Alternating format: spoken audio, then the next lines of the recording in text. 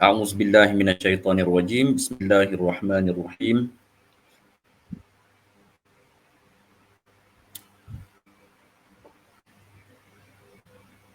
Testing. Okay. A'udzubillahi minasyaitonirrajim. Bismillahirrahmanirrahim. Alhamdulillahilladzi anzala ala 'abdihil kitaba wa lam yaj'al lahu 'iwaja. قيما لينذر بأسا شديدا من لدنه ويبشر المؤمنين الذين يعملون الصالحات أن لهم أجرا حسنا ماكثين فيه أبدا.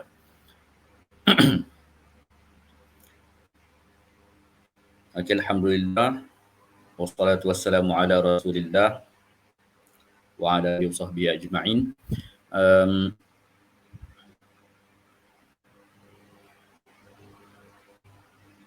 Okey, insya-Allah kita dah live.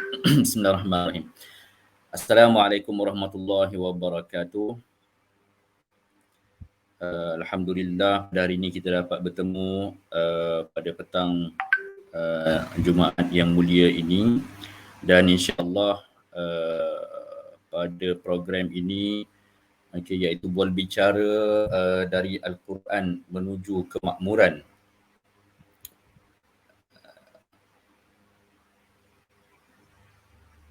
Okey, yang dianjurkan oleh Media Dialna. Okey, sebagai pendahuluan saya perkenalkan sikit Media Dialna. Mungkin ada dalam kalangan penonton-penonton kita yang baru pertama kali mengikuti siri-siri daripada Media Dialna. Jadi Media Dialna ini adalah platform perkongsian ilmu yang merupakan perkongsian ilmu khusus daripada para pelajar, para mahasiswa dan juga lepasan mahasiswa yang belajar di universiti di Maghribi. Ya, jadi para penganjur sangat-sangat mengalu-alukan segala cadangan, penambahbaikan, dan sangat-sangat mengalukan partisipasi daripada para penonton semua, untuk sama-sama menambah baik dari semasa ke semasa segala program yang dianjurkan oleh Media Dialna. Sebelum saya meneruskan forum kita pada hari ini, sekiranya para penonton semua rasa ini satu program yang bermanfaat dan insya-Allah menjadi saham pahala kepada kita, jadi marilah sama-sama kita share dan like page Media Dialna. Okey.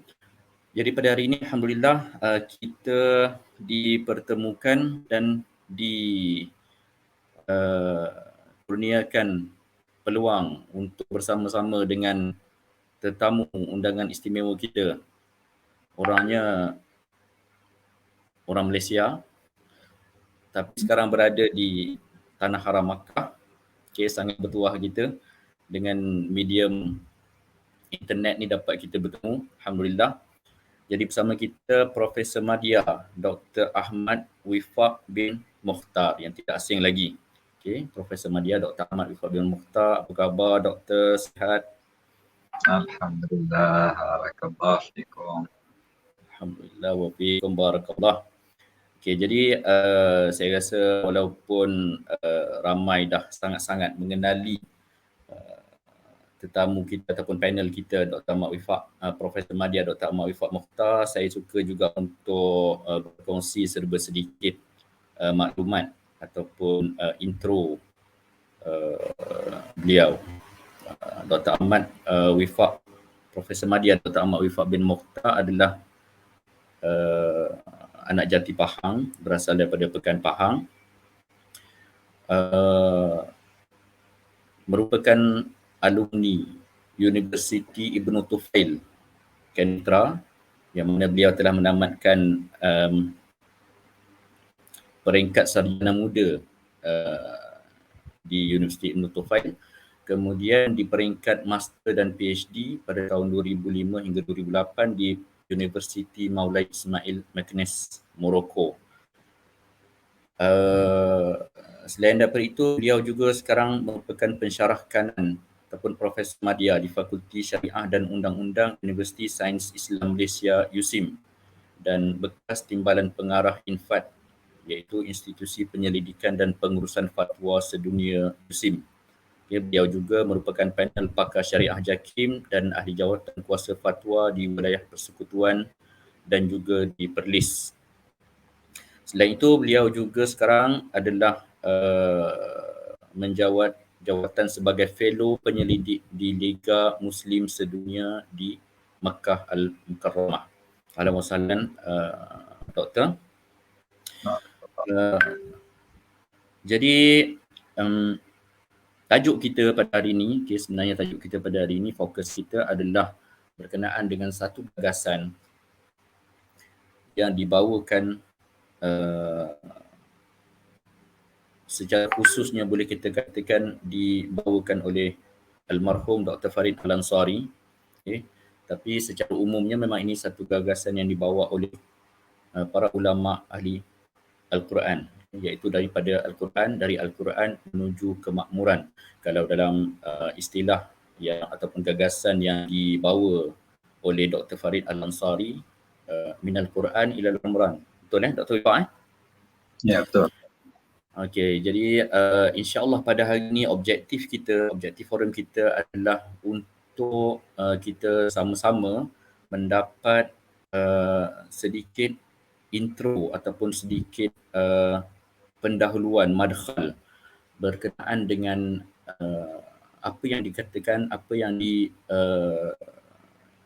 yang mahu dibawa di dalam gagasan dari Al-Quran menuju kemakmuran, apa yang ingin dibawa oleh Dr. Farid Al-Ansari. Okey, dan Dr. Wifaq insya-Allah sebagai seorang tenaga pengajar yang telah lama berkecimpung dalam medan ini, yang telah sekian banyak kuliah yang dibawa berkaitan dengan kitab Majalis Al-Quran. Okey, jadi insya-Allah kita akan dapat perkongsian yang baik, perkongsian yang sangat memuaskan daripada Dr. Wifaq yang sangat berpengalaman, yang mana beliau juga salah seorang anak murid kepada Dr. Farid Ansari, telah melazimi beliau selama 8 tahun, bahkan Dr. Farid Ansari sendiri menjadi supervisor beliau di peringkat PhD ya. Okey, bismillah. Jadi kita boleh mulakan. Saya fikir forum ni kita akan buat dalam 4 pusingan insya-Allah. Jadi 3 pusingan pertama kita akan mulakan dengan saya akan mengajukan beberapa isu dan persoalan yang akan diulas dan dikupas oleh Dr. Ahmad Wifaq insya-Allah. Kemudian pada pusingan yang keempat, iaitu yang terakhir, kita akan alu-alukan soalan-soalan ataupun sebarang perkongsian, cadangan dan atau apa-apa saja yang boleh kita ambil daripada para penonton insya-Allah. Jadi kita sangat alu-alukan semua para penonton kita yang mengikuti rancangan ini untuk sama-sama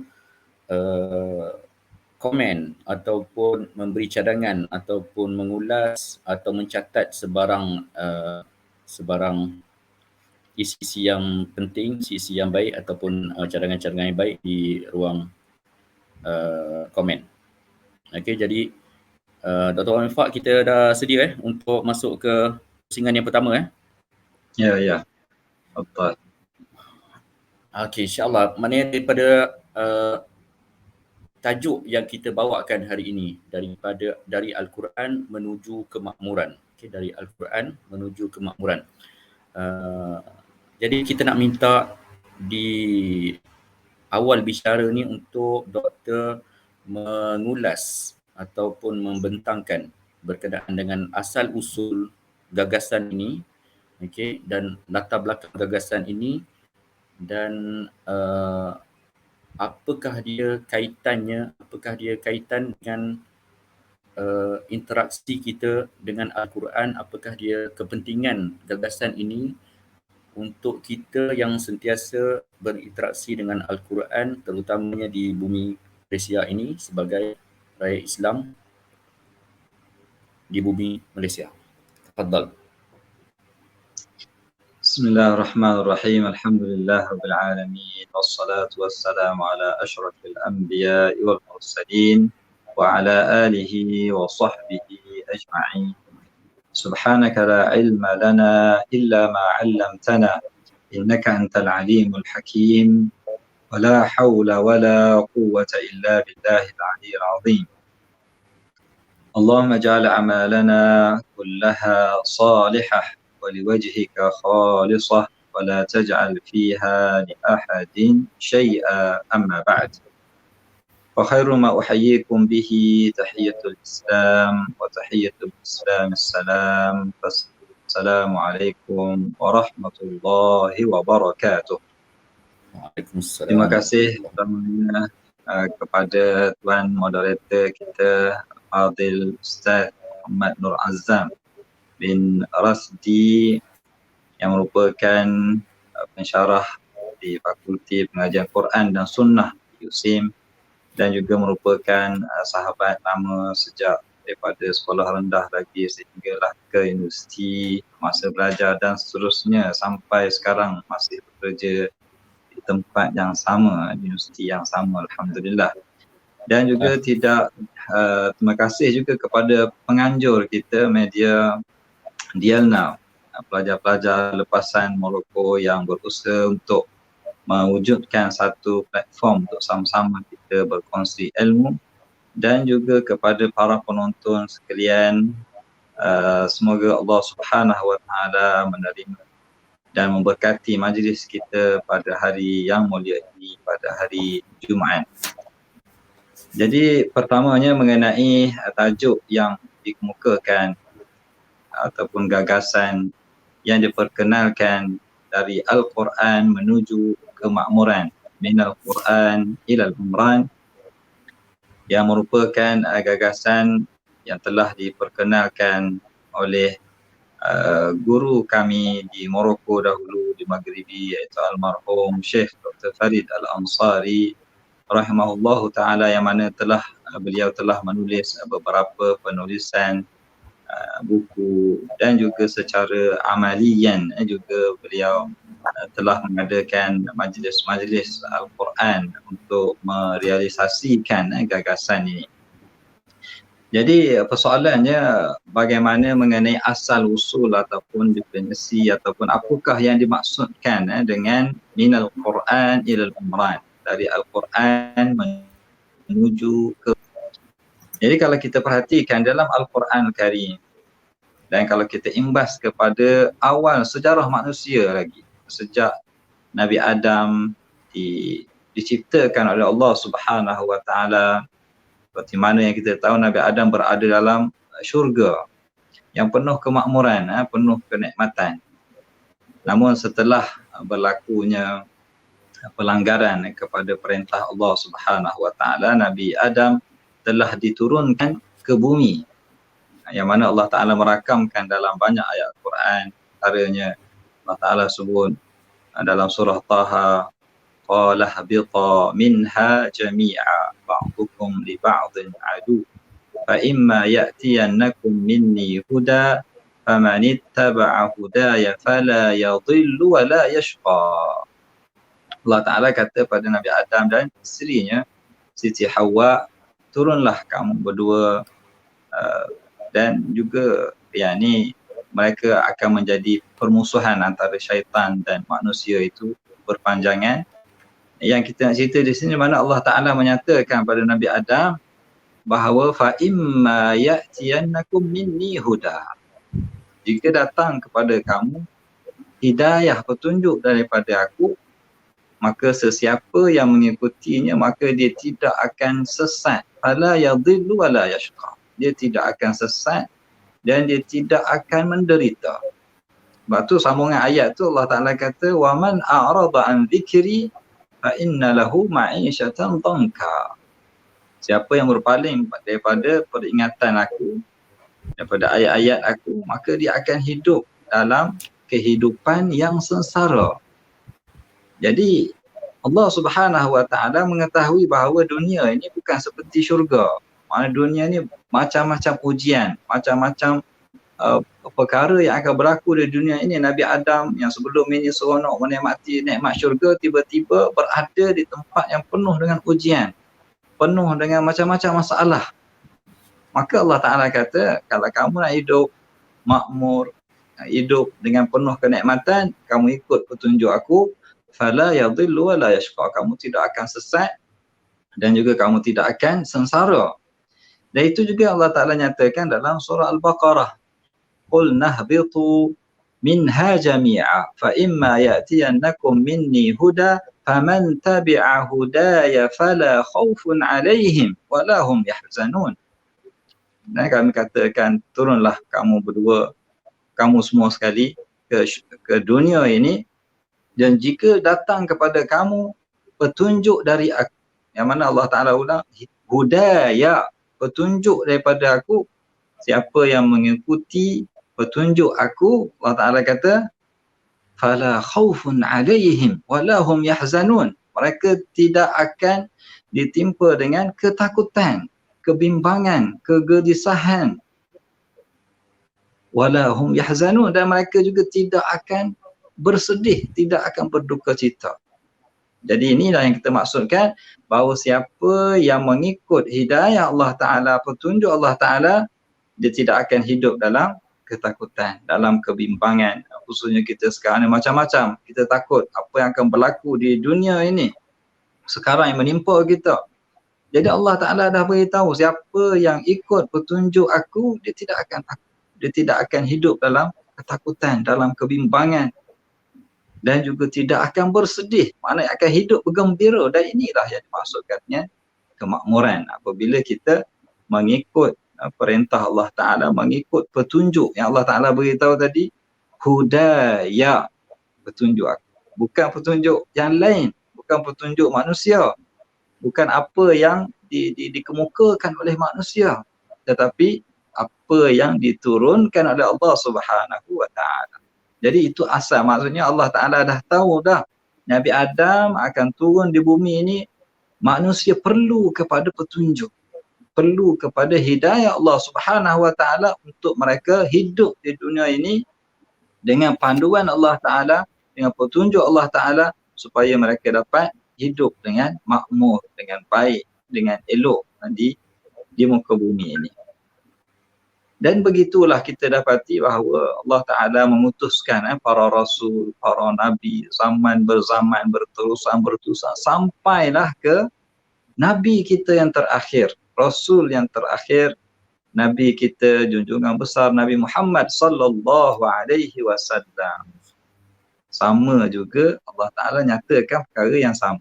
Manakala kamu nak hidup makmur, kamu nak hidup baik, elok, juga dengan hidayah Allah Subhanahu Wa Ta'ala. Yang mana Allah Ta'ala nyatakan dalam beberapa ayat Al-Quran mengenai perkara ini, antaranya dalam surah Ali Imran. Laqad mannallahu 'alal mu'minin idh ba'atha fihim rasulan min anfusihim yatlu 'alaihim ayatihi wa yuzakkihim wa yu'allimuhumul kitaba wal hikmah wa in kanu min qablu lafi dhalalin. Allah Ta'ala nyatakan keadaan Nabi Muhammad sallallahu alaihi wasallam sebelum diutuskan menjadi nabi, bagaimana keadaan, sehingga Nabi sallallahu alaihi wasallam melihat keadaan masyarakat dia tersebut, masyarakat jahiliah. Nabi SAW pergi ke Gua Hira, mana tak tahu nak buat macam mana ni, keadaan masyarakat yang kemuncak dalam kejahilan mereka, dalam agama mereka, kepercayaan mereka, dalam kehidupan mereka. Maknanya menghadapi satu krisis yang besar. Nabi SAW sebenarnya sebelum diturunkan Al-Quran tidak tahu nak buat macam mana. Sehingga Nabi SAW keluar daripada kota Mekah, walaupun dalam Mekah juga, ke Gua Hira untuk menenangkan diri, mencari ketenangan, duduk dalam gua, sehinggalah Allah Ta'ala menurunkan Iqra' bismi rabbikal ladzi khalaq, khalaqal insana min 'alaq. Wahyu yang pertama yang Allah Ta'ala turunkan kepada baginda, dan di sinilah bermulanya makna tajdid, pembaharuan, dan di sinilah mulanya kehidupan, dan di sinilah bermulanya kuntum khaira ummatin ukhrijat linnas, menjadi sebaik-baik manusia. Yang mana Allah Ta'ala nyatakan dalam surah Ali Imran tadi, dan sesungguhnya Allah Ta'ala telah memberikan kurniaan kepada orang yang beriman dengan diutuskan pada mereka seorang rasul yang mana tugasnya yatlu alaihim ayatihi, bacakan pada mereka ayat-ayat Allah Subhanahu wa taala, dan juga menyucikan diri mereka juga dengan wahyu Allah Subhanahu wa taala, mengajar mereka Al-Quran dan hikmah sunnah Nabi sallallahu alaihi wasallam, walaupun mereka sebelum itu berada dalam fi dhalalim mubin, dalam kesesatan yang nyata. Jadi di sinilah penyelesaiannya, iaitu Al-Quran dan wahyu Allah Subhanahu wa taala, petunjuk Allah Subhanahu wa taala. Inilah yang perlu kita mulakan dalam apa-apa saja untuk kita menyelesaikan masalah manusia, umat manusia, adalah dengan wahyu Allah Subhanahu wa taala, dengan petunjuk Allah Subhanahu wa taala. Sebab itu kalau kita lihat dalam sirah Nabi sallallahu alaihi wasallam, Nabi sallallahu alaihi wasallam tidak ada program yang lain melainkan program Al-Quran, majalisul Quran. Nabi SAW menyampaikan Al-Quran, menerangkan Al-Quran, mengamalkan Al-Quran, dan itulah yang Nabi SAW lakukan. Daripada mulanya turun Al-Quran sehinggalah Nabi SAW wafat. Tidak ada silibus yang lain. Silibusnya adalah Al-Quran. Kan daripada Al-Quran inilah akan melahirkan, nanti kita lihat generasi para sahabat setelah kewafatan Nabi SAW yang membawa panji-panji Islam ini sehingga sampai pada kita yang duduk di Malaysia sekarang ini, adalah hasil daripada didikan Nabi Muhammad SAW kepada para sahabat tadi, yang merupakan generasi Al-Quran yang pertama yang dididik oleh Nabi SAW. Jadi begitu kita melihat contohnya bagaimana Allah Subhanahu wa taala telah mengutuskan Nabi kita dengan Al-Quran, dan Nabi SAW lah manusia yang pertama yang berakhlak dengan akhlak Al-Quran, dan itulah yang terkenal Allah Ta'ala puji akhlak tersebut adalah dengan mengamalkan Al-Quran itu sendiri, dan juga berusaha pada setiap masa. Maknanya satu ayat yang masanya 23 tahun itu bukan satu tempoh yang maksudnya yang singkat untuk kita menghayati Al-Quran tersebut, mana perlukan pada masa dan umur kita. Maka itulah yang kita maksudkan tadi, dari Al-Quran menuju kemakmuran. Maknanya ia telah berlaku sejak manusia yang pertama, dan sehinggalah Nabi Muhammad SAW, Rasul yang terakhir, dan itulah juga yang diperjuangkan oleh para sahabat dan juga para tabi'in, yang mana kalau kita lihat juga dalam sejarah mereka bagaimana hubungan mereka dengan Al-Quran. Mereka menghayati Al-Quran, mereka belajar Al-Quran. Mereka kata ta'allamna al-ilma wal-amal. Kami belajar Al-Quran ini bukan hanya sekadar ilmu sahaja, tapi al-amal yang asasnya, iaitu beramal dengan apa yang terkandung, isi kandungan Al-Quran itu sendiri. Jadi ini yang kita maksudkan tadi, dari Al-Quran menuju kemakmuran. Kerana pada hari ini ada orang, dia cuba mencari alternatif yang lain, cadangan yang lain, ataupun perkara yang lain untuk mulakan bagaimana menyelesaikan krisis manusia, masalah manusia ini. Mereka cari pedoman-pedoman yang lain. Jadi di sini almarhum Dr. Farid Ansari mengatakan inilah caranya, iaitu dengan kita bermula dengan Al-Quran, dengan majlis Al-Quran. Masyarakat perlu kepada hidayah Al-Quran yang Allah Ta'ala sebut. Hudayah. Petunjuk Allah Ta'ala ni perlu sampai pada manusia, dan mereka memahaminya, dan seterusnya mereka mengikutinya. Allah Ta'ala sebut famanittaba'a hudaya, siapa yang ikut petunjuk aku. Ikut ini maksudnya benda tu dah ada dah tersedia dah, cuma kamu kena ikut saja. Mana bukan kamu buat satu manhaj yang baru, bukan kamu buat satu pedoman yang baru, kamu perlu hanya ikut saja. Jadi ikut ni dia sebenarnya mudah. Maknanya kalau kita betul faham, maknanya kita mudah saja, hanya kena ikut saja apa yang Allah Ta'ala turunkan. Petunjuk yang Allah Ta'ala berikan itu, kalau kita ikut, Ya Allah Ta'ala katakan tadi, fala khawfun alaihim wa la hum yahzanun. Fala yadhillu wa la yashqa. Mereka tidak akan sesat, mereka tidak akan menderita, mereka tidak akan dalam ketakutan, mereka tidak akan bersedih. Jadi penyelesaiannya di sini. Maka di sinilah kita akan bermula, iaitu daripada petunjuk Al-Quran. Yang perlu kita mana kita amalkan, kita belajar dan juga kita melaksanakannya. Jadi saya rasa mungkin itu setakat dulu mengenai pendahuluan apa yang kita maksudkan dengan dari Al-Quran menuju kemakmuran. Wallahu a'lam. Okey, terima kasih Dr. Wifaq atas ulasan dan kupasan berkenaan dengan kita punya tajuk dari Al-Quran menuju kemakmuran. Saya rasa kita memerlukan beberapa intro yang lebih dalam lagi sepatutnya berkenaan dengan tajuk ni. Tapi saya suka untuk membawa kita semua, para penonton bersama dengan kita, kepada melihat keadaan semasa ataupun wakil semasa yang mana kita sekarang ni ada satu, kita boleh katakan macam satu keterikatan atau satu belenggu dalam memahami ataupun dalam pada cara kita melihat Al-Quran, pada cara kita memahami hakikat Al-Quran. Terutamanya kalau kita boleh tengok masyarakat kita untuk kita katakan masyarakat kita masih jauh dengan Al-Quran itu, sekarang ni dah ramai yang boleh baca Quran. Di sekolah-sekolah rendah, daripada sekolah rendah lagi, darjah 2, darjah 3 tu dah khatam Al-Quran. Maknanya Al-Quran dipelajari. Dekat setiap rumah orang Islam insya-Allah ada Al-Quran. Masa bulan Ramadan insya-Allah akan ada banyak majlis-majlis tadarus Al-Quran. Tetapi macam mana pada pandangan Dr. Wifaq, macam mana yang kita boleh katakan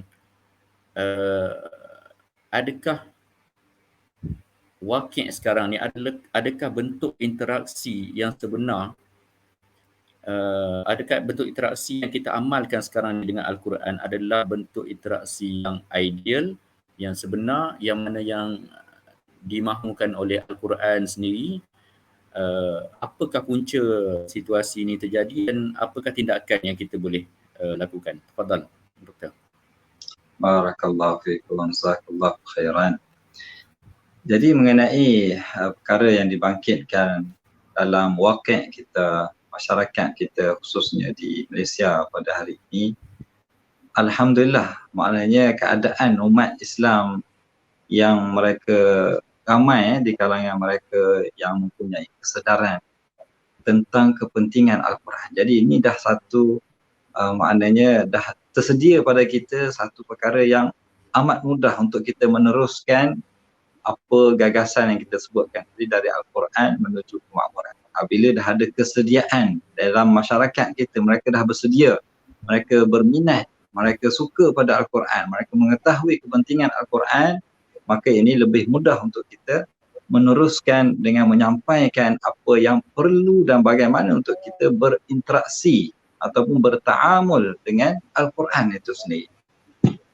Jadi kalau kita lihat dalam ayat yang sebelumnya telah kita nyatakan tadi, bagaimana kita nak berinteraksi dengan Al-Quran itu, ada 3 yang perlu kita maknanya perhalusi setiap apa yang kita lalui tersebut dalam manhaj kita bertaamul ataupun berinteraksi dengan Al-Quran. Yang pertama tadi kita sebut yatlu alaihim ayatihi. Jadi ini tahap yang pertama, iaitu tahap membaca tilawah, makna membaca Al-Quran. Dan ini yang banyak dalam masyarakat kita, membaca Al-Quran. Kelas-kelas Al-Quran di sekolah rendah dah ada jekoh, mereka dah mengenali Al-Quran. Jadi dalam bulan Ramadan ada tadarus Al-Quran. Jadi pembacaan Al-Quran ini alhamdulillah makna tersebar di negara kita secara meluas. Banyak mana orang yang membaca Al-Quran. Jadi membaca Al-Quran itu sendiri itu adalah satu merupakan permulaan yang sangat baik bila masyarakat mula membaca Al-Quran. Kalau kita lihat dalam sejarah negara kita pun, bila kita dijajah dalam keadaan penjajahan yang pertama, di mana penjajah cuba untuk menjauhkan kita daripada Al-Quran, tapi alhamdulillah kesedaran kita semakin hari kita melihat masyarakat kita semakin hampir kepada Al-Quran.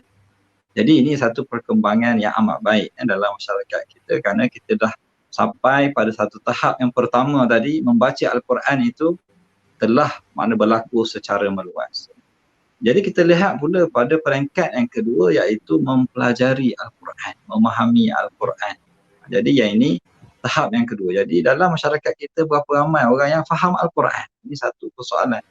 Jadi kita baca, memang ramai yang baca, tapi berapa ramai yang faham pula pada apa yang dia baca tersebut. Sebab tu dalam ayat tersebut, wa yu'allimuhumul kitaba wal hikmah. Maknanya dia ada dirasah dalam hadis Nabi SAW bagaimana kita nak berinteraksi dengan Al-Quran. Mujtama'a qaumun fi baitin min buyutillah yatluna kitaballah wa yatadarasunahu fima bainahum. Peringkat pertama, membaca kitab Allah Ta'ala. Mereka membaca kitab Allah Ta'ala, kemudian mereka tadarus, maksudnya mempelajari, saling mempelajari ayat-ayat Allah Subhanahu Wa Ta'ala. Jadi ini peringkat yang kedua.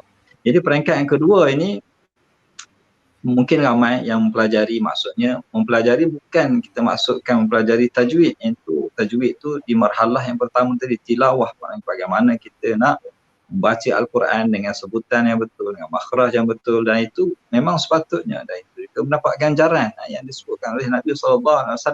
Tapi kita perlu maknanya upgrade lagi kepada yang kedua ni, iaitu kita memahami apa yang kita baca. Apa yang kita baca setiap hari, surah Fatihah yang kita baca, surah-surah yang kita baca. Jadi kefahaman ini juga satu lagi marhalah. Dan ramai juga, alhamdulillah, kita sekarang ramai ustaz-ustaz yang tak ustaz-ustaz pun faham baca Al-Quran, ada terjemahan, dan juga kementerian kita menyediakan tafsir Al-Quran yang terbaru, insya-Allah akan diterbitkan tafsir Al-Bayan juga untuk membantu masyarakat kita memahami Al-Quran. Jadi itu juga satu perkembangan yang baik dalam masyarakat. Cuma tujuan Al-Quran ini bukan hanya sekadar baca, faham. Dia ada yang ketiga, inilah matlamat dia yang perlu kita capai, iaitu tazkiyah. Mana kita baca Al-Quran untuk kita menyucikan diri kita, dan di sini yang akan membawa tadi kepada kemakmuran. Di sinilah yang sebenarnya tujuan Al-Quran itu diturunkan. Kitabun anzalnahu ilaika mubarakun liyadabbaru ayatihi wa liyatadhakkara ulul albab. Kitab yang kami turunkan ini adalah kitab yang penuh dengan keberkatan untuk kita tadabbur, menghayatinya, bukan menghayati secara fikiran, tapi secara amalian, secara diri kita mentadabburkan ayat tersebut, mengamalkan yang Allah Ta'ala sebut tadi, ittaba'a faman ittaba'a hudaya, siapa yang ikut. Dia kalau skala hanya sekadar dia faham saja, dalam fikiran saja tadabbur, dia belum mencapai kepada tahap tadi, iaitu ittiba', ikut apa yang Allah Ta'ala. Maknanya dia baca tu, dia hadaf dia ataupun tujuan dia untuk dia amalkan, untuk dia laksanakan, untuk dia patuh, imtithal dalam bahasa Arab, maksudnya dia ikut apa yang Allah Ta'ala turunkan. Jadi ini yang tujuan Al-Quran diturunkan.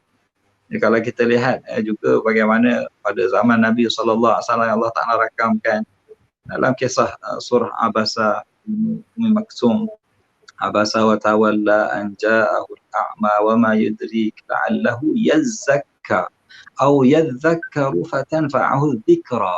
Dhikra itu maknanya kesedaran. Mana dia nak mempelajari Al-Quran dengan tujuan untuk yatazakka, untuk dia sucikan diri dia. Jadi ini hadaf ini, matlamat ini yang perlu kita bawa. Mana bila kita kata tadi dari Al-Quran menuju kemakmuran dengan hadaf ini, dengan tujuan ini. Mana untuk kita menyucikan diri kita. Jadi nak menyucikan diri ini, dia tidak cukup hanya sekadar membaca, ambil berkat, hanya sekadar faham.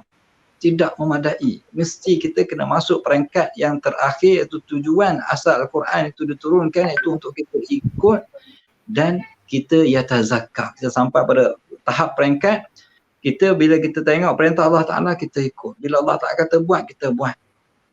Contohnya, apabila kita, contohlah, kita tak solat, maksudnya kita tidak tadabbur lagi ayat wa aqimus salah. Maknanya kita tak ikut. Ataupun kita tak bayar zakat. Walaupun kita baca setiap hari wa aqimus salah wa atuz zakah, tapi kita tak bayar zakat, kita enggan. Kita lari pada perintah Allah Ta'ala. Ataupun kita mengumpat orang, maksudnya kita tak ikut perintah Allah Ta'ala. Ya Allah Ta'ala larang, jangan kamu mengumpat orang. Ataupun kita bersangka buruk. Ijtanibu kathiran minadh dhanni inna ba'dadh dhanni itsm wa la tajassasu wa la yaghtab ba'dukum ba'dha. Jadi kalau kita mengumpat orang, maksudnya kita tidak tadabbur ayat tersebut. Mana belum lagi kita mencapai kepada orang yang Allah Ta'ala nak tadi. Apabila kita sebarkan berita-berita yang tidak sahih dalam media sosial, mana kita tidak tadabbur ayat in ja'akum fasiqun binaba'in fatabayyanu an tusibu qauman bijahalatin fatusbihu 'ala ma fa'altum nadimin. Dan begitulah ayat-ayat yang Allah Ta'ala, contohnya surah Al-Ikhlas. Bila kita sebut surah Al-Ikhlas ni maknanya ikhlas dalam beribadah, mukhlishina lahuddin. Mana kalau kita duk sembah benda-benda lain, percaya pada benda lain, mendewakan benda lain pada Allah Ta'ala, maksud kita tidak lagi tadabbur surah Al-Ikhlas. Jadi apa yang kita maksudkan dengan gagasan dari Al-Quran bukan bacaan, bukan sekadar pemahaman, tapi yang kita maksudkan apa yang kita buat dengan ayat tersebut, ayat yang kita baca setiap hari, surah Fatihah yang kita baca, apakah kesannya dalam diri kita. Jadi kalau dia tak memberikan kesan, maksudnya kita belum lagi tadabbur. Dia macam kita makan obat lah, makan Panadol tu dia ada kesan pada diri kita. Kalau kita tak sihat tu kita rasa kita bertenaga. Ada kesan, kita nampak kesan tersebut. Jadi begitu juga dengan Al-Quran, bila kita tadabbur Al-Quran ada kesan pada diri kita. Betul Allah Ta'ala cerita mengenai orang yang membaca Al-Quran, sifat mereka dia akan rasa takut pada Allah Ta'ala, mereka takut pada Allah Ta'ala dan mereka bertambah. Zadahum imana, mereka bertambah keimanan mereka apabila mereka membaca Al-Quran. Jadi sifat inilah yang kita beritahu mengenai Al-Quran. Bukan kita sebut tadi, memang mana sekolah-sekolah tahfiz, sekolah kita belajar Al-Quran, memang itu banyak dalam masyarakat kita. Tapi yang kita nak yang tadabbur dalam penghayatan, maksud dalam kehidupan kita. Yang ini belum banyak lagi. Yang ini perlu lagi banyak lagi usaha-usaha. Yang mana dia usaha dia berterusan. Seperti mana Nabi SAW kita lihat 23 tahun mendidik para sahabat untuk tadabbur Al-Quran. Untuk bagaimana mengamalkan Al-Quran dalam kehidupan mereka. Dan Nabi SAW sendiri yang merupakan ketika ditanya, kana khuluquhul Quran. Akhlaknya adalah akhlak Al-Quran. Maksudnya dia membumikan Al-Quran dalam kehidupan kita. Jadi ini yang kita maksudkan dengan tadabbur. Tadabbur ataupun penghayatan ataupun membumikan Al-Quran dalam kehidupan kita, dalam keluarga kita, dalam masyarakat kita. Jadi itu juga mungkin yang boleh kita berikan perhatian apa yang dimaksudkan dengan gagasan. Wallahu a'lam. Barakallahu fiikum Doktor. Alhamdulillah kupasan yang sangat jelas dan dengan contoh-contoh yang sangat baik yang boleh kita ambil iktibar yang kita boleh fahami dengan baik insya-Allah. Suka juga untuk saya ulaskan sedikit ataupun untuk saya sebutkan sekali lagi poin ataupun isi penting yang panel kita dah sebutkan tadi, terutamanya pada poin 3 peringkat ataupun 3 level yang sepatutnya setiap pembaca Al-Quran ataupun setiap orang yang berinteraksi dengan Al-Quran melaluinya. Yang pertama sekali adalah peringkat membaca tilawah, kemudian peringkat kedua peringkat memahami, dan pada peringkat yang ketiga iaitu tujuan yang utama yang paling penting sekali adalah tazkiyah. Jadi saya fikir 3 peringkat ni adalah seperti mana yang disebutkan oleh Dr. Farid Al-Ansari dalam kitab beliau Majalisul Quran, betul Dr. Ifah? Ya, betul. Okey, jadi sempena dengan kita sebut nama Dr. Farid Al-Ansari ni, saya nak ajak para hadirin sama-sama untuk mengikuti. Kita ada sedikit pihak penganjur ada sedikit iklan, ada sedikit intro berkenaan dengan Dr. Farid Ansari selepas ni.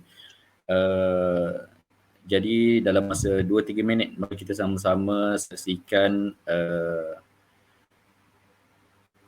pengisian sedikit daripada pihak penganjur.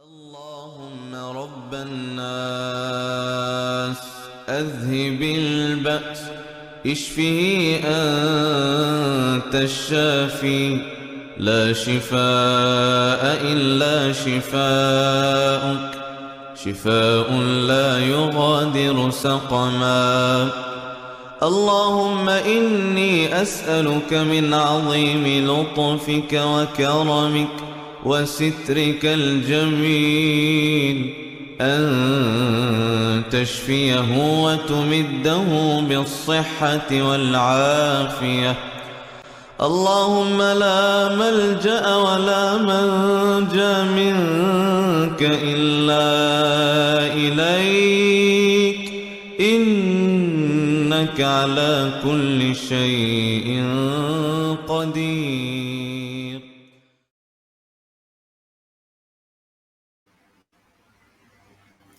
Demikianlah tadi profil ringkas yang kita dapat sama-sama saksikan dari perkongsian penganjur, profil ringkas Dr. Farid Al-Ansari rahimahullah. Dan di samping itu mari kita sama-sama doakan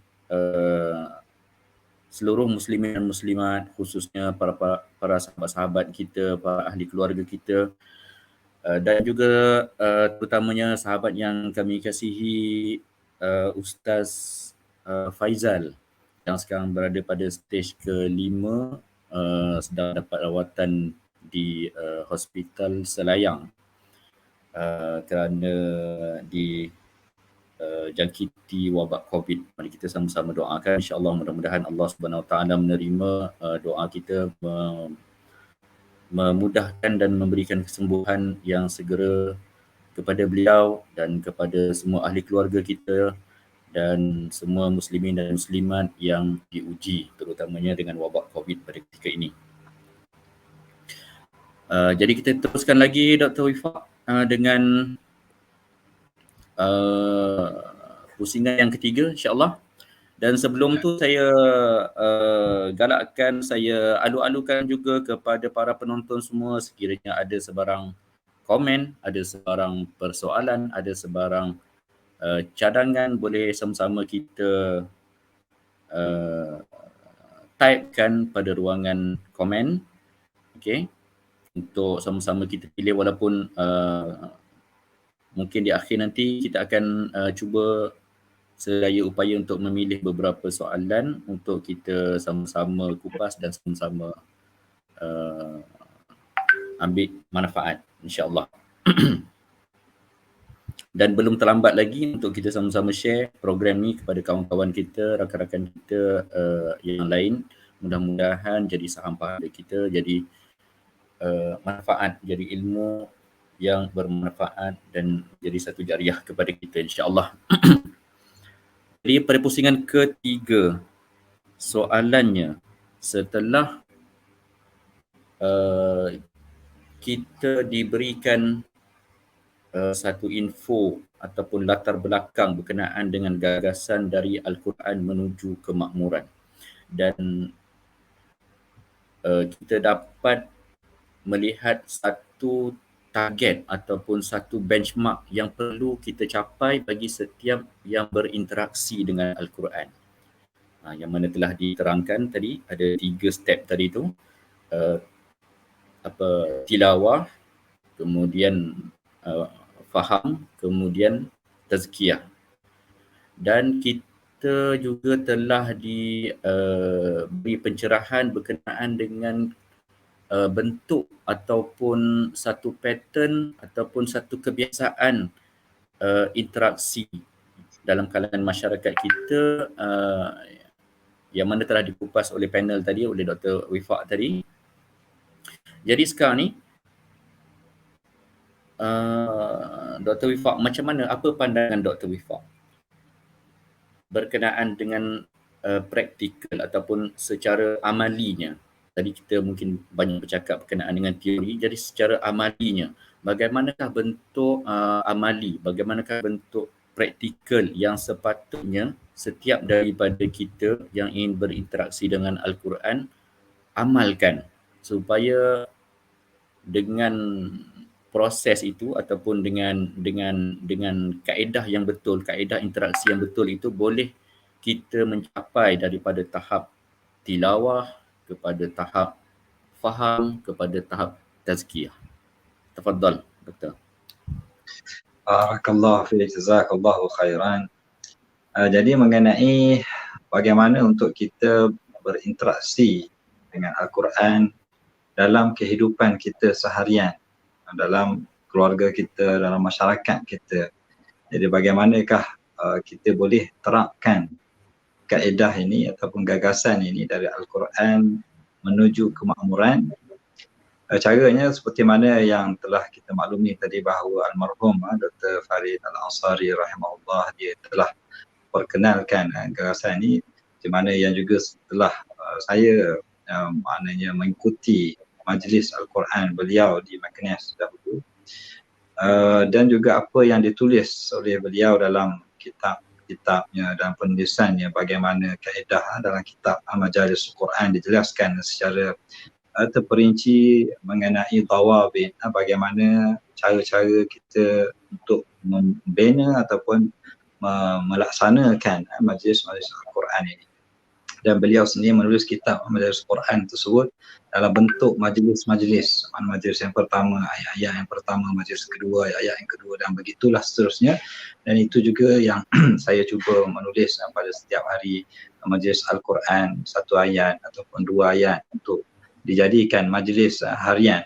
Dan ini yang dimaksudkan bahawa kita perlu menyebarkan majlis Al-Quran ataupun segala yang berkenaan dengan tadabbur Al-Quran, segala yang berkenaan dengan bagaimana kita nak beramal dengan Al-Quran ini perlu disebarkan secara meluas dalam masyarakat kita. Jadi cara-cara untuk kita melakukan perkara ini banyaklah. Platform yang boleh kita gunakan, media-media yang boleh kita gunakan, dan medium-medium yang boleh kita gunakan dalam menyebarkan majlis Al-Quran ini. Yang pertamanya, sudah pasti kita bermula dengan diri kita sendiri dahulu. Jadi kita jangan duk fikir orang ni perlu kepada orang ni, kita dahulu yang perlu kepada Al-Quran itu sendiri. Jadi kita kena mula pada diri kita sendiri. Mana apabila kita membaca Al-Quran, dah tilawah, kita dah faham, kita dah pelajarinya, jadi kita akan tanya pada diri kita, ayat ini di manakah aku daripada ayat ini? Itu soalan yang paling asas perlu kita tanya. Ayat ni aku dah baca, yang aku dah faham ni, di manakah aku? Aku berada di mana? Adakah aku melaksanakannya ataupun aku belum melaksanakannya? Kalau belum, di sini soalan yang lain, bagaimana untuk aku melaksanakannya? Dan apakah yang perlu aku lakukan untuk melaksanakan? Jadi segala persoalan itu adalah bentuk tadabbur. Maknanya peringkat awal sebelum kita melaksanakan, kita ada persoalan-persoalan macam mana kita nak melaksanakan Al-Quran. Itu peringkat yang asas yang mana pada diri kita dahulu. Maksudnya sebelum kita melihat pada orang lain, kita cuba tadabbur pada diri kita. Maksudnya setiap ayat yang telah kita baca, setiap ayat yang telah kita faham, tengok pada dia. Yang ini tak ada masalah. Sebab tu Allah Ta'ala menyatakan dalam Al-Quran, وَلَقَدْ يَسَّرْنَا الْقُرْآنَ لِلذِّكْرِ فَهَلْ مِنْ مُدَّكِرٍ. Allah Ta'ala telah menegaskan dalam beberapa kali dalam surah Al-Qamar ini, Allah Ta'ala sebut, sungguhnya kami telah mudahkan Al-Quran untuk zikr, untuk menjadi peringatan, untuk menjadi kesedaran, untuk manusia mendapat peringatan dan mengambil peringatan pada Al-Quran itu tidak menjadi masalah. Kita tidak ada keuzuran masyarakat Malaysia, contohnya orang Malaysia ni tak faham bahasa Arab dan sebagainya, itu tidak menjadi alasan. Kerana Al-Quran itu memang Allah Ta'ala kata akan mudah. Tapi bagi siapa? fahal min muddakir, bagi orang yang nak pada perkara tersebut, orang yang nak menyucikan diri dia dengan Al-Quran, orang yang nak tadabbur Al-Quran, Allah Ta'ala akan mudahkan untuk dia. Innama tunziru man ittaba'a dzikra wa khasyar rahmana bil ghaib fabashshirhu bimaghfiratin wa ajrin karim. Sesungguhnya orang yang kamu berikan peringatan ini Allah Ta'ala beritahu mengenai Nabi Muhammad sallallahu alaihi wasallam, yang mana Allah Ta'ala kata ramai di kalangan orang Quraisy tak akan beriman pada Al-Quran. Allah Ta'ala kata orang innama tunziru man ittaba'a dzikra, orang yang akan menerima Al-Qurannya adalah orang yang takut kepada Allah Ta'ala, orang yang ingin ikut apa yang ada dalam Al-Quran. Jadi pertamanya kita tadi kena tanamkan niat untuk ikut Al-Quran, maka dengan itu kita buat pertamanya pada diri kita. Setiap ayat yang kita baca, di manakah aku dalam ayat ini, apa aku buat. Jadi itu yang kemudian setelah itu barulah kita lihat kepada orang yang hampir dengan kita. Wa'anzir ashiratakal aqrabin, mana tengok pada keluarga yang hampir pada kita, isteri kita, anak kita, adik-beradik kita, ayah kita, mak kita dan keluarga kita, saudara mara kita. Yang ini juga kita melihat bagaimana untuk kita menyampaikan Al-Quran. Pertamanya mereka juga kena start yang sama lah, pada baca, faham dan juga tadabbur. Jadi yang ini perlu kepada majlis. Kalau diri kita tadi mungkin antara diri kita itu mana hiwar antara diri kita, dialog dengan diri kita, cara kita nak tadabbur itu dia mana majlis kita dengan diri kita lah. Yang kedua ni majlis yang mana kita perlu berdialog, berhiwar dengan orang yang ada di sekeliling kita. Jadi perlu kepada ada majlis. Ini yang kita masukkan majlis, maksudnya ada soal jawab daripada orang lain mengenai apa yang kita bincangkan ataupun ayat yang kita tadabburkan tersebut. Jadi contohnya dalam keluarga kita, kita boleh buat majlis Al-Quran yang mana Dr. Farid Ansari menamakan Salun Al-Quran. Mana rumah dia tu dijadikan tempat untuk majlis Quran. Mana rumah dia tidak hanya sekadar maksudnya sekadar rumah saja, dia duduk rumah saja, tapi dijadikan juga tempat untuk mendirikan majlis Al-Quran di rumah itu sendiri. Sama ada sama-sama dengan ahli keluarga ataupun dengan jiran-jiran ataupun dengan masyarakat yang lain ataupun kawan-kawan karib dan sebagainya. Jadi kat rumah kita boleh buat majlis Quran. Maksudnya dengan pertama tadi kita akan baca contoh 1, 2 ayat, 5 ayat, satu surah Fatihah contoh, surah Ikhlas. Kita baca, lepas tu kita tengok tafsir. Kalau ada tafsir yang kita boleh rujuk, yang tafsir yang mudah lah, kalau terjemahan dalam bahasa Melayu ataupun nanti kalau ada tafsir Al-Bayan tu insya-Allah terbaik, insya-Allah dia akan mudahkan kita dah baca, kita dah faham, tu kita nak tengok bagaimana kita dan keluarga kita dengan ayat tersebut. Di manakah kita? Bila kita baca contohnya iyyaka na'budu wa iyyaka nasta'in, hanya kepada engkau kami sembah dan hanya kepada engkau kami memohon pertolongan. Ini kita rujuk pada diri kita, tengok bagaimana ibadah kita, adakah sebagaimana yang kita janjikan pada Allah Ta'ala, hanya kepada engkau kami sembah, dan bagaimana pergantungan kita pada Allah Ta'ala, wa iyyaka nasta'in. Kita tengok pada rubutan, kita tanya pada ahli keluarga kita bagaimana ibadah kita. Jadi itu adalah proses tadabbur yang perlu kita, yang boleh kita lakukan. Mana setiap ayat yang kita baca tu kita tengok pada diri kita dan juga pada masyarakat kita ataupun pada ahli keluarga kita tadi. Itu majlis mungkin kita boleh buat di rumah kita. Dan juga di antara zaman sekarang ni, antara yang banyak juga yang boleh kita rebut waktu menaiki kenderaan dalam kereta. Dalam kereta ni biasa waktu habis macam tu saja. Jadi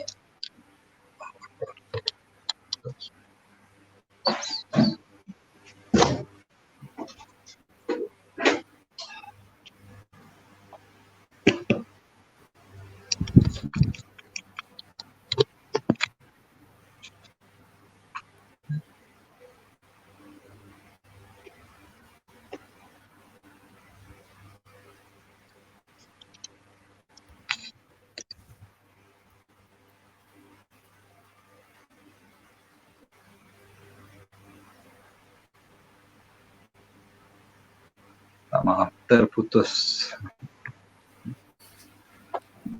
Okey.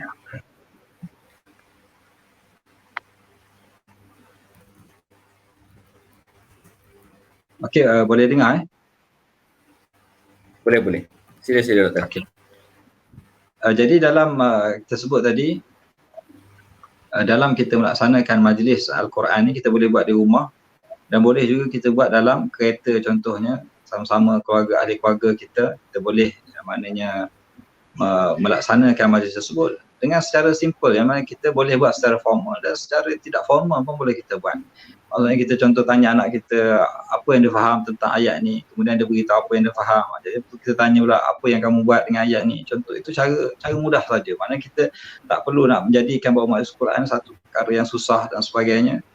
Kerana kita sebut Allah Ta'ala kata dimudahkan bagi orang yang nak memahami Al-Quran, yang nak pada petunjuk Al-Quran ni, mereka dimudahkan untuk memahami Al-Quran tersebut. Maka dengan itu kita boleh buat dari rumah, di kereta, ataupun kalau kita dengan rakan-rakan kita, rakan sekerja kita, kalau kita nak mesyuarat contohnya, sebelum mula mesyuarat tu kita boleh mula dulu. Biasanya kita baca surah Fatihah sebelum mesyuarat. Baca tu okey lah, kita kata step pertama baca. Tapi step kedua tu faham, dan step ketiga tu tadabbur. Jadi tadabbur tu kalau kita boleh buat masa awal mesyuarat tu sangat baik.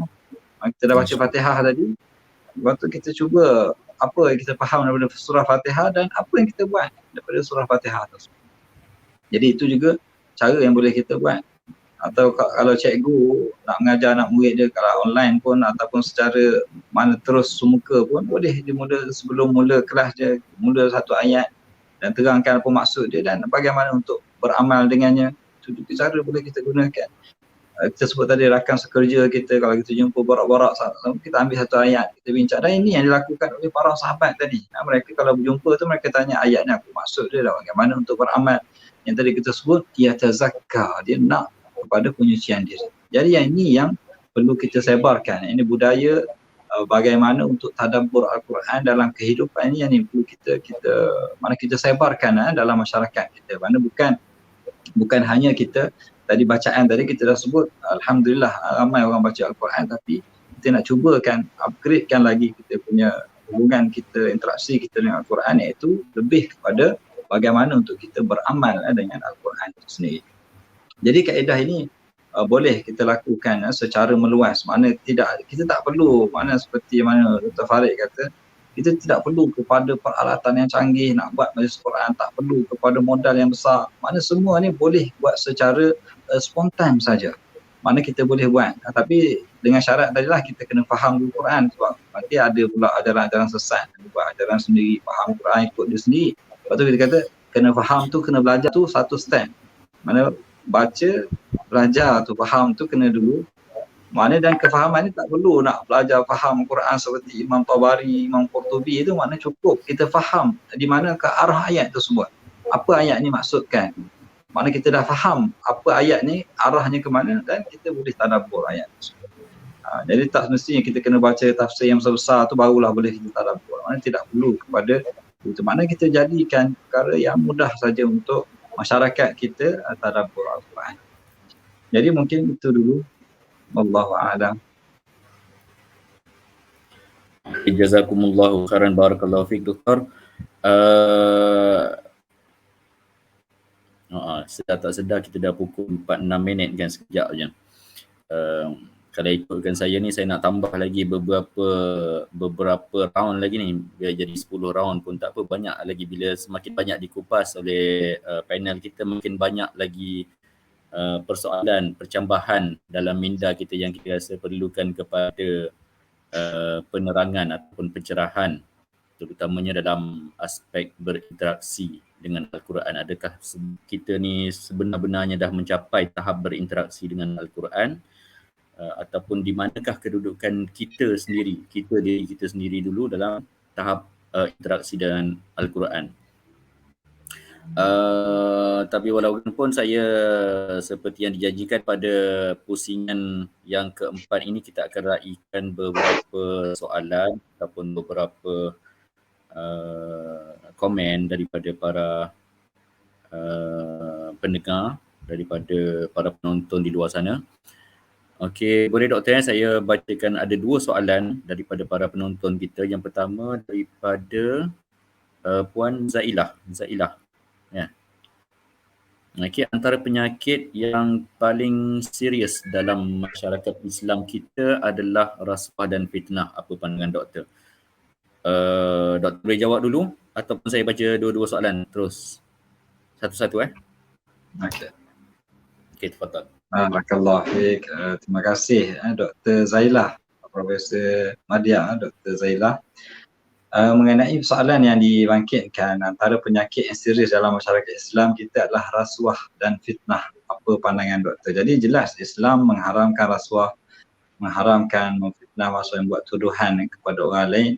Jadi kalau kita kembali kepada manhaj kita, cara kita bertadabbur dengan Al-Quran adalah kita mengikut apa yang Allah Ta'ala perintahkan. Manakala kita tak ikut tu maksudnya kita tak tadabbur Al-Quran. Mana hubungan kita dengan Al-Quran ada bermasalah bila kita tidak ikut. Sebab itu antara sifat orang beriman yang Allah Ta'ala nyatakan dalam surah Al-Baqarah, sami'na wa ata'na, kami dengar dan kami patuh, kami ikut.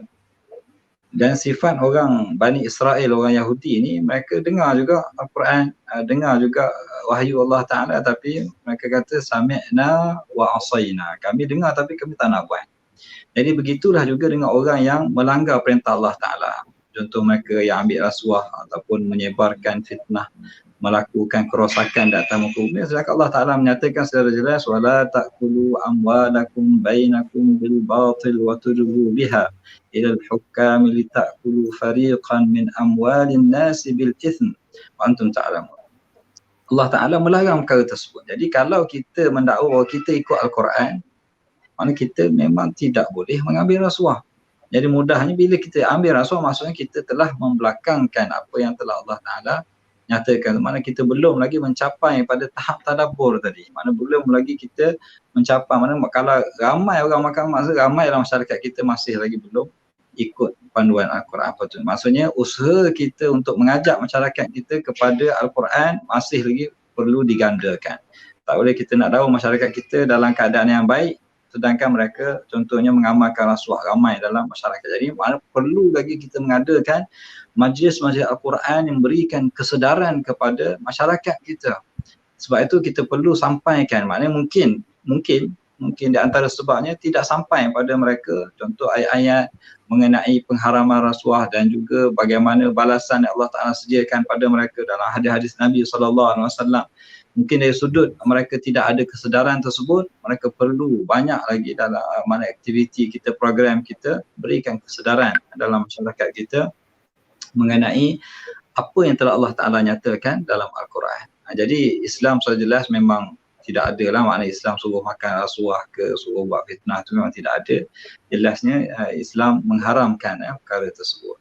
Dan kita perlu mana memerangi masalah ini dengan Al-Quran itu sendiri, yang mana Allah Ta'ala sebut wajahidhum, mana hendaklah kamu bihi, hendaklah kamu berjihad dengan Al-Quran itu sendiri. Mana ini jihad kita ni lah, kita sampaikan Al-Quran dalam masyarakat kita. Semoga dengan itu masyarakat kita sedar dan kembali kepada hidayah Al-Quran. Wallahu a'lam. Barakallahu fiik. Kalau saya boleh tambah sikit doktor, macam yang dikongsikan oleh Dr. Farid Al-Ansari, almarhum Dr. Farid Al-Ansari, macam seperti mana yang doktor sebutkan tadi, bihi itu adalah dengan Al-Quran. Seperti mana juga Nabi Musa AS yang dikurniakan tongkat, maknanya dengan tongkat itu baginda Sayyidina Musa AS membawa ataupun berjihad ke arah keperluan yang diperintahkan. Begitu juga kita dikurniakan dengan Al-Quran, seolah-olah sama macam Nabi Musa dikurniakan dengan tongkat itu. Jadi Al-Quran itu sebenarnya kalau ikutkan Dr. Farid Ansari adalah satu mukjizat yang lebih besar, yang jauh lebih besar daripada tongkat Nabi Musa itu sendiri. Jadi sebagai satu senjata atau sebagai satu guide, satu azimat yang sangat berharga untuk orang muslimin yang telah dibekalkan kepada kita, alhamdulillah. Soalan kedua,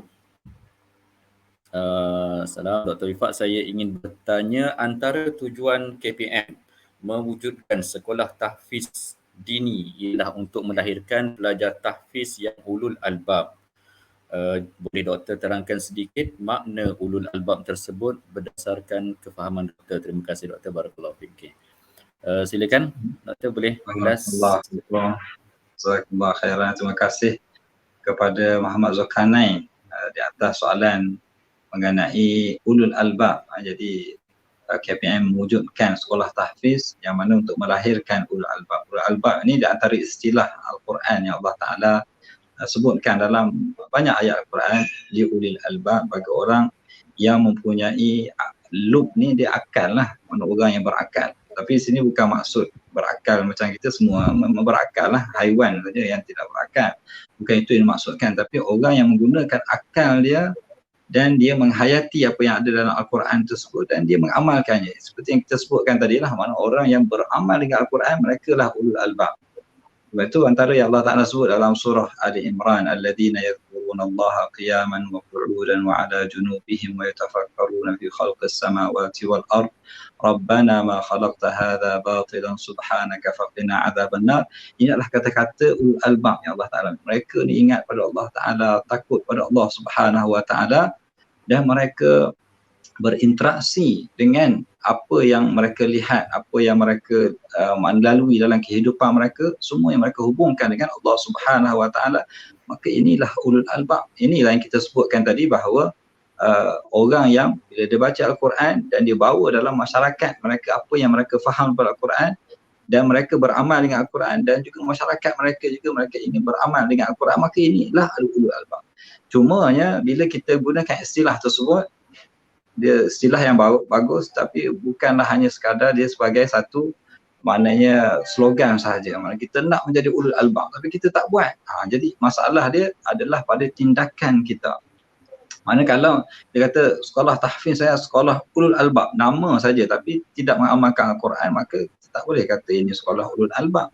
Tapi kalau sekiranya sekolah tersebut memang melahirkan ulul albab, maksudnya orang yang betul-betul mengamalkan Al-Quran dalam kata-katanya, dalam perbuatannya, dalam kerjanya, maka dia kata ini adalah ulul albab. Jadi ulul albab tu bukan hanya sekadar slogan, tapi adalah amalan ataupun perbuatan kita yang perlu kita lakukan. Dia bukan hanya sekadar kita kata nama sedap, oh sedap ulul albab, macam Ahmad Albab, bukan itu maksudnya. Untuk tujuan kita hanya sekadar ambil nama saja, tetapi perlu kita amalkan. Maksudnya contohnya lah, kalau kita nak amalkan ulul albab ni, kita cari contohnya dalam Al-Quran yang mana Allah Ta'ala sebut sifat-sifat ulul albab. Jadi kita cuba amalkan sifat-sifat tersebut dan kita amalkan dalam kehidupan kita, barulah di sini kita layak untuk kata sekolah saya adalah sekolah ulul albab. Bila kita melihat mereka telah mengamalkan sifat-sifat dan ciri-ciri ulul albab yang Allah Ta'ala nyatakan. Jadi memang kita, maknanya kita menyokong usaha kerajaan dan usaha ramai para ustaz untuk melahirkan para tahfiz ataupun mana pelajar-pelajar tahfiz dengan niat untuk melahirkan ulul albab. Tapi cuma kita sebut tadi, dia bukan hanya sekadar pada nama, tapi pada tindakan dan perbuatan kita. Mana kalau kita mengamalkan Al-Quran, insya-Allah kita ulul albab.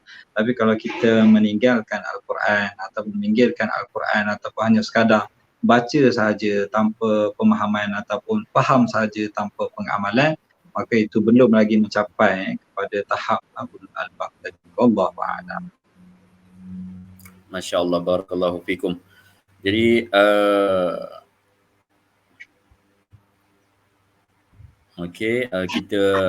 saya fikir kita dah berada di penghujung rancangan kita. Tapi walau bagaimanapun ada satu lagi soalan daripada sahabat kita, Ustaz Daud At-Tetuani. Doktor, salam saya, apakah sudah wujud sepengetahuan Doktor apa-apa silibus tadabbur Al-Quran secara sistematik untuk panduan asatizah dan du'a? Soalan daripada seorang yang sangat bersemangat ni. Okey, tafadhal. Barakallahu fikum. Terima kasih kepada Al-Fadil Ustaz Daud At-Tetuani Al-Maghribi. Jadi mengenai soalan ini, apakah sudah wujud maknanya silibus tadabbur Al-Quran secara sistematik untuk panduan asatizah dan du'a? Jadi di sini sekali lagi saya menggalakkan apa yang ditulis oleh almarhum Dr. Farid Ansari dalam kitab dia ataupun dalam siri penulisan dia Majalisul Quran, yang dia telah bermula menulis Majalis Quran, surah Fatihah, surah Al-Furqan, surah Yasin, surah Hujurat, dan seterusnya akhir Al-Quran lepas surah Hujurat dan juga surah Al-Baqarah. Itu adalah manhaj yang saya sendiri mana kagum dengan cara tersebut, terikut dengan dan terkesan ataupun terpengaruh dengan cara tersebut, dan itu yang cuba disampaikan dalam masyarakat kita di Malaysia. Dan yang saya lihat ia adalah cara yang terbaik dan sesuai mungkin dengan cara saya, ataupun saya lihat juga masyarakat kita boleh menerima, walaupun Dr. Farid ni di Morocco, tapi cara pembentangan dia dan apa penjelasan dia itu sesuai untuk kita laksanakan di sini di Malaysia ataupun di mana-mana sahaja. Cuma sekali lagi saya ingatkan bahawa tadabbur ini dia bukan benda yang silibus, maknanya benda yang muqarrar kita letak ini tadabbur ini saja. Dia tidak begitu. Tadabbur itu dia adalah tindakan kita. Kita apa yang kita buat. Yang ni kita tak dapat kita nak silibuskan. Yang ni setiap orang ada pengalaman dia sendiri tentang ayat tersebut. Jadi pengalaman ini berbeza. Setiap orang mungkin pengalaman dia ayat tersebut beza dengan orang ni. Jadi kalau contoh tadi Dr. Farid dia tulis pengalaman dia dalam tadabbur, itu pengalaman dia. Jadi kita ada pengalaman kita sendiri. Jadi yang ni tak dapat nak ditulis. Maknanya panduan itu mungkin ada, tetapi tadabbur tu dia mungkin akan berbeza. Mungkin orang tu dia baca tadabbur dia meningkatkan contohnya 10% keimanan. Orang lain baca 50%. Orang lain. Jadi pengalaman tadabbur itu berbeza pada setiap orang. Jadi sebab itu kita perlu menceburkan diri kita dalam tadabbur, semoga dengan itu dia akan menambah keimanan kita. Dan berapa banyak apa yang akan tambah itu kita sendirilah. Sebab tu kalau kita lihat juga para sahabat, contohnya ada sebahagian daripada mereka contohnya baca Al-Quran pada waktu solat tahajud, mereka satu ayat saja. Daripada awal malam sampailah ke subuh, satu ayat saja mereka tadabbur, hayati dan tengok pada diri mereka dan mereka menangis. Dan ada pula di kalangan para sahabat, satu malam, satu Al-Quran mereka baca. Sayyidina Uthman radhiyallahu ta'ala anhu, mana berbeza manusia itu dalam mereka tadabbur Al-Quran. Jadi sama juga dengan kita, apa yang panduan silibus yang ditulis oleh para ulama kita, itu boleh jadikan panduan, tapi tadabbur itu sendiri, dia berbeza mengikut setiap orang, bidang dia, kefahaman dia, ilmu dia, keadaan dia, ujian dia, berbeza mengikut keadaan. Allahu a'lam. Okey, alhamdulillah cantik kupasan yang diberikan oleh Dr. Wifaq tadi.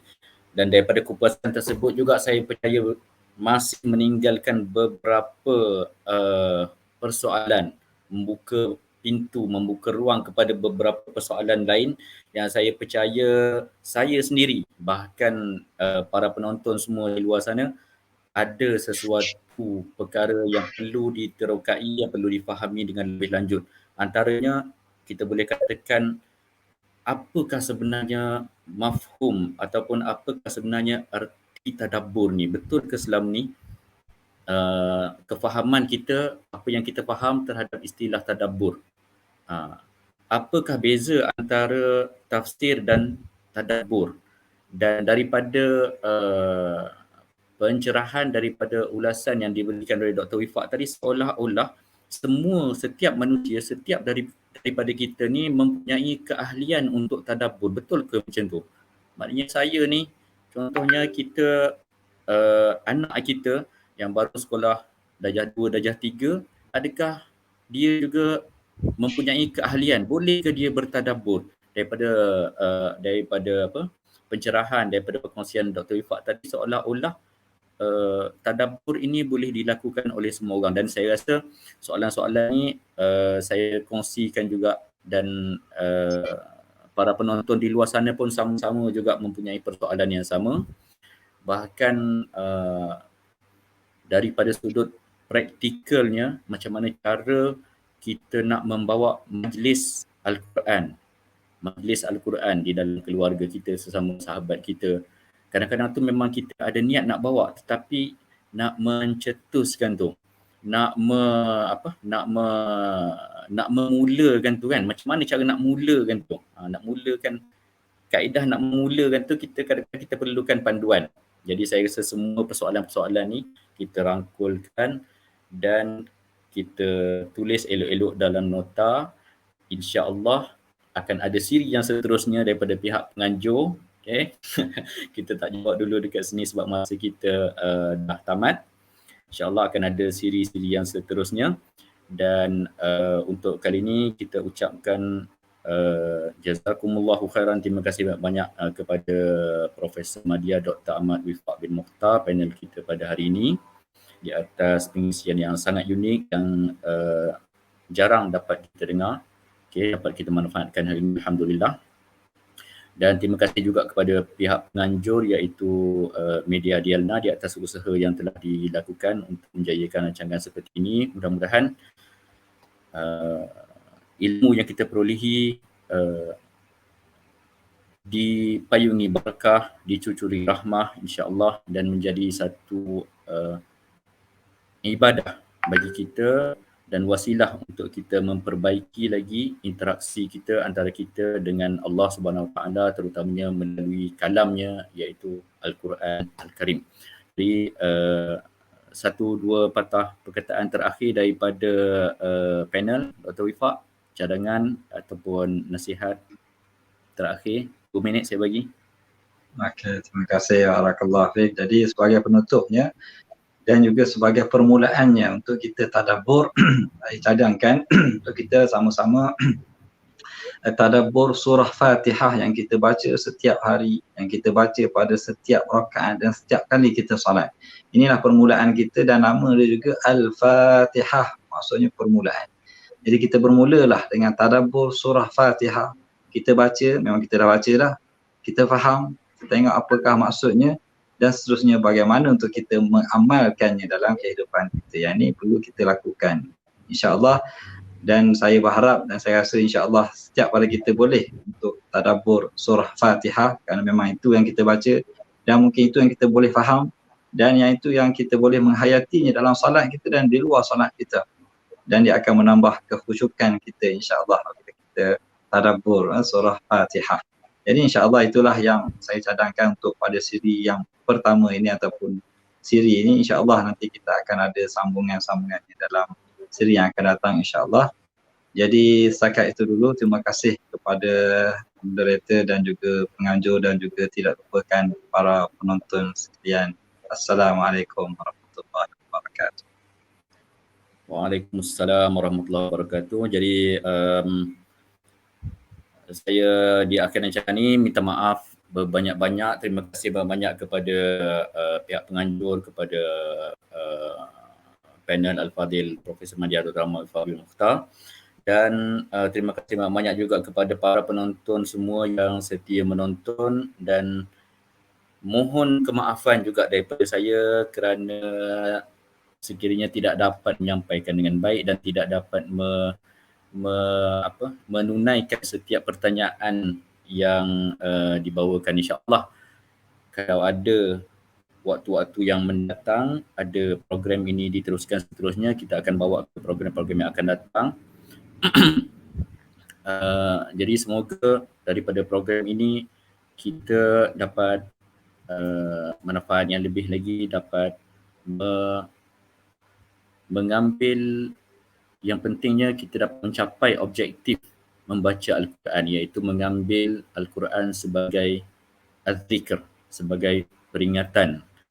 Okay, maknanya sampai kepada maqam tazkiyah, seperti mana firman Allah Subhanahu Wa Taala di dalam surah Al-Qamar ayat ke-17 tu, walaqad yassarna al-Qur'ana lidzikri fahal min mudzakir, seperti yang disyarahkan oleh panel kita pada permulaan tadi.